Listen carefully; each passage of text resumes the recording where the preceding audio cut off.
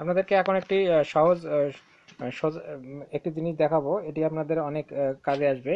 তো এখানে একটি কলামের লোড বহন ক্ষমতা দেখাবো, সেটি হচ্ছে axially loaded short column size 375 into 250 is reinforced with 6 number 16 mm diameter ms rod. Find the permissible load on this column f prime c 8.75 Newton per millimetre square এবং fs এর মান দেয়া আছে 130 Newton per millimetre square. Also design the ties of the column also design the ties of the column। একটি অক্ষীয় লোডে short কলামের আকার 375 into 250 millimetre. কলামটিতে 6টি 16 মিলিমিটার ব্যাসের এমএস রড ব্যবহার করা আছে। এই কলামটির অনুমোদনযোগ্য লোড বহন ক্ষমতা নির্ণয় করো যদি এফসি 8.75 এর এফএস 130 নিউটন পার মিলিমিটার স্কয়ার হয়। কলামটির টাই রড ডিজাইন করো। তো এর জন্য প্রথমে প্রশ্নে যা যা দেয়া আছে এগুলো আমাদেরকে সুন্দরভাবে লিখে নিতে হবে। এজি বের করতে হবে। এজি বের করার জন্য আগেই জানতে হবে আমাদেরকে রোজি প্রয়োজন হচ্ছে। রোজির মান হচ্ছে এএসটি বাই এজি। এজি হচ্ছে কংক্রিট ক্ষেত্রফল, অর্থাৎ আমাদের এখানে যে কলামটি যে আছে এটি টোটাল যে ক্ষেত্রফল হচ্ছে 250 মিটার এবং অর্থাৎ 250 মিলিমিটার। 250 মিলিমিটার এখানে একটু ভুল দেওয়া আছে। তো এটার যে টোটাল ক্ষেত্রটার ফলটা হচ্ছে এটি হচ্ছে আমাদের এজি, অর্থাৎ কংক্রিট টোটাল ক্ষেত্রফল 375 ইন্টু। তো এখানে আপনারা দেখেন যে এটি ভুল দেওয়া আছে প্রশ্নে, এখানে হচ্ছে 375 ইন্টু 250। এই দেখেন এখানে 375 ইন্টু 250, আমাদের টোটাল ক্ষেত্রফল আসতেছে 93750 মিলিমিটার স্কোয়ার। তো এখানে টোটাল যখন ক্যালকুলেশন করবেন তখন কিন্তু এটি আসতেছে। এটি হচ্ছে এজির মান। তারপরে এএসটি হচ্ছে আমাদের যে পরিমাণ রিইনফোর্সমেন্ট আছে, রিইনফোর্সমেন্টগুলো সবগুলোর ক্ষেত্রফল হচ্ছে এএসটি। এটি কিন্তু আপনারা এখানে সাইড নোট হিসেবে লিখে নিতে পারেন। তো এএসটির মান আমরা বের করব এখান থেকে। 6টা 16 মিলিমিটার ডায়া রড ব্যবহার করা আছে, প্রশ্নে কিন্তু বলা আছে। তো যখন 6টা 16 মিলিমিটার ডায়া রড ব্যবহার করা হবে, তো এইগুলোর ক্ষেত্রফল কত হচ্ছে π/4 ডি স্কোয়ার। এটি হচ্ছে প্রতিটি রডের ক্ষেত্রফল ইন্টু 6, অর্থাৎ এখানে 6টি রড আছে π/4 ডি স্কোয়ার।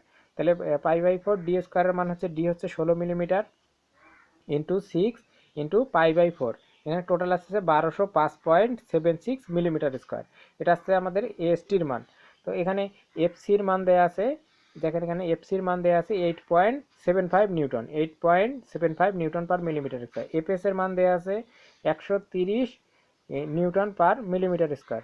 তাহলে আমাদের রো এর মান অর্থাৎ টোটাল আমাদের লোডের মান কত হবে এটি কিন্তু বের করতে হবে, যে কলামটির অনুমোদনযোগ্য লোড বহন ক্ষমতা নির্ণয় করুন। তো এখান থেকে প্রথমে আমাদের সূত্রের জন্য রোজির দরকার হচ্ছে। রোজি ইকুয়াল এএসটি বাই এজি। এএসটির মান কত পাওয়া গেল 1205.76 divided by 93750।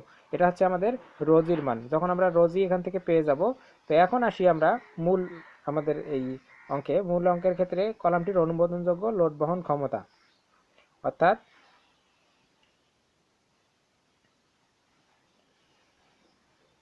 Design the types of column and permissible load. তো এর জন্য দেখেন যে সূত্রটি আমরা জানি, P equal 0.85 AG into 0.25 FC plus FS রোজি। এই সূত্রটি কিন্তু আপনাদেরকে মনে রাখতে হবে। এটি কিন্তু খুবই গুরুত্বপূর্ণ একটি সূত্র। এটি আপনাদেরকে লিখে বারবার দেখে দেখে প্র্যাকটিস করতে হবে, যে P equal 0.85 AG into 0.25 FC plus FS রোজি। তো এখন এখানে শুধু মান বসাবার পালা। এখান থেকে ইকুয়াল ইকুয়াল থাকলো 0.85 এজির মান, এই যে এখান থেকে এজি বসাবো।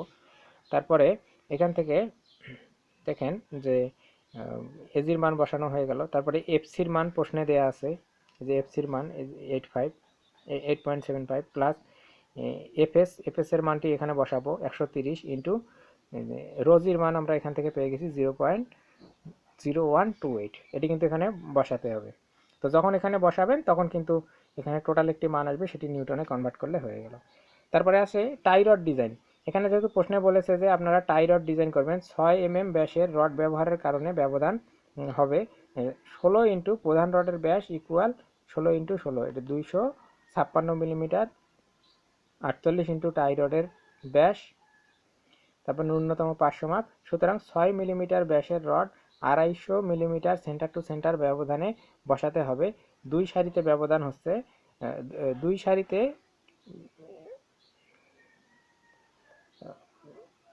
তবে 150 মিলিমিটার সেন্টার টু সেন্টার ব্যবধানে বসাতে হবে। তো আশা করি অঙ্কটি বুঝতে পারলেন এবং পরবর্তী ভিডিও দেখতে আমাদের সাথেই থাকুন।